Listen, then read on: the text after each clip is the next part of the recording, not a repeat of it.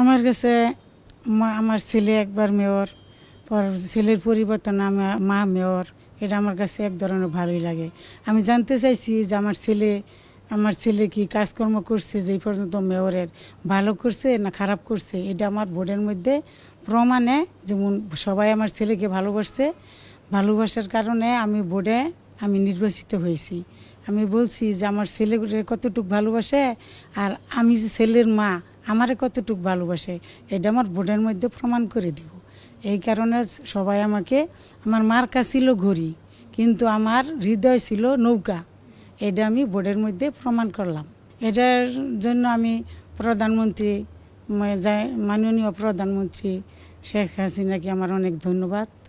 আমি ওনাকে ধন্যবাদ জানাইলাম। ওনার কারণে, ওনার জন্য আমি এই ভোটে আমার মার্কা এই ঘড়ি, আমি নৌকার জিতুনের লাগে আমি কাজটা করছি। আমার বাপ দাদা 14 পুরুষই ছিল নৌকা, আমার ছেলেও নৌকা, আমিও নৌকা।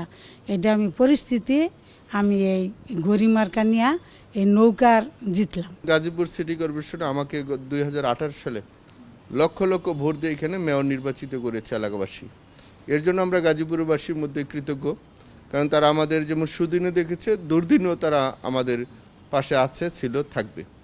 সেজন্য আমাকে যেমন মেয়র বানিয়েছে, এবং সারা পৃথিবীতে অনেক সময় বাপ মার পরে সন্তানরা মেয়র হয় বা অন্য অন্য জনপ্রতিনিধি হয়। আমাদের এই গাজীপুর একটি ব্যতিক্রম, সন্তানের পরে মা আবার দায়িত্ব নিয়েছে। এটা একটা কঠিন পরিস্থিতির মধ্যে মার এখানে নির্বাচনে আসতে হয়েছিল। মা যেটা বলেছে, আমাদের দলীয় যেটা পরিচয়, আমরা জন্মগতভাবেই আওয়ামী লীগের সাথে আছি, ছিলাম, থাকবো।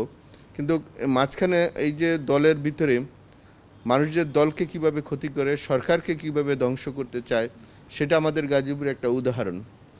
বড় মিথ্যা দিয়ে এই শহরের মানুষের ক্ষতিগুলো করা হয়েছে, এবং আমার উপরে অত্যাচারটা করা হয়েছে, এবং আমার পরিবারের উপরে এটা অন্যায় করেছে। কিন্তু দুই একজন পাওয়ারের লোক যারা রাষ্ট্রীয়ভাবে দায়িত্ব থেকে এই কাজগুলো করেছে, ঠিক এটার উল্টা জবাবটা আমাদের গাজীপুরের মানুষ কিন্তু সেটা দিয়েছে। দেখেছেন, আমি 800 কিলোমিটার রাস্তা এখানে প্রথম পর্যায়ে শুরু করেছিলাম, যেগুলো কোনো সরকারি জায়গা ছিল না, সব ব্যক্তি মালিকানা জায়গা দিয়ে তাদের রাস্তা করে দিয়েছি, তারা এখানে চলতে পারে। কিন্তু এটা সরকারের কাছে মিথ্যা তথ্য দিয়েছে, বলেছে এখানে একরের টাকা আসছে, এখানে ক্ষতিপূরণের টাকা আসছে, বিভিন্নভাবে আমাকে এবং আমার পরিবারকে ছোট করেছে। তারপরে দেখা গেছে কিন্তু যেটা সরকারই দেয় নাই, সেই জিনিসটা কয়েকজন লোক এখানে মিথ্যা প্রচার করে এই শহরের এবং আমার ক্ষতিটা করেছে। আমি জন্মগতভাবে যে পার্টিটা করেছিলাম, সেই পার্টির থেকে আমাকে দূরে সরিয়ে দিয়েছে। আমাকে এখানে লক্ষ লক্ষ মানুষ ভোট দিয়ে মেয়র নির্বাচিত করেছে, সেই কাজটা হতে তারা আমার স্থগিত করে দিয়েছে।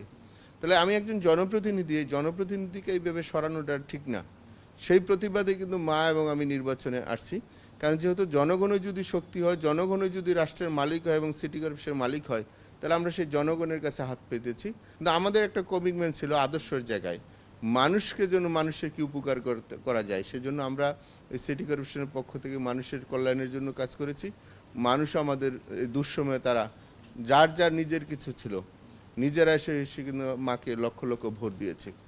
মা একজন নারী হিসাবে, একজন মা হিসাবেও সে সন্তানদের কাছে বলেছে, আমাকে ভোট দিলে সন্তানদেরকে ভোট দিতে হবে, ভবিষ্যৎ প্রজন্মের জন্য ভোট দিতে হবে। এই শহরের মানুষ আমাকে, মাকে অন্তর থেকে বিশ্বাস করে তারা এই ভোটের লড়াইয়ে মাকে জয়লাভ করেছে।